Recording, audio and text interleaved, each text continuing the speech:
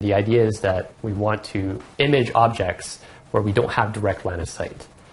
That is, we want to capture an image of an object where there's an occluder, something blocking the direct view of that object. The technique works very similar to LiDAR systems in autonomous driving.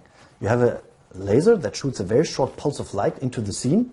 Some of the light is directly reflected. What we're looking for are indirect reflections, where you shoot a short laser pulse into the scene, the light scatters outside the line of sight of the camera.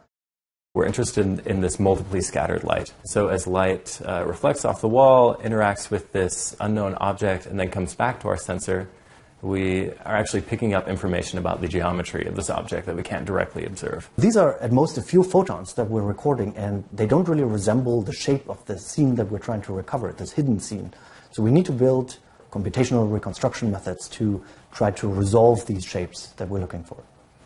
We have found a way to actually do this in a very memory efficient and computationally efficient way that drastically lowers the amount of resources that's required to actually perform this type of computation. So we go from basically hours to seconds.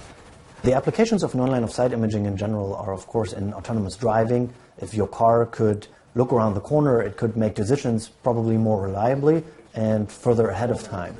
A benefit of our algorithm as well is that it's compatible with existing scanning LiDAR systems. So you can conceivably take our algorithm, apply it to these existing systems, and be able to perform this non-line of sight imaging.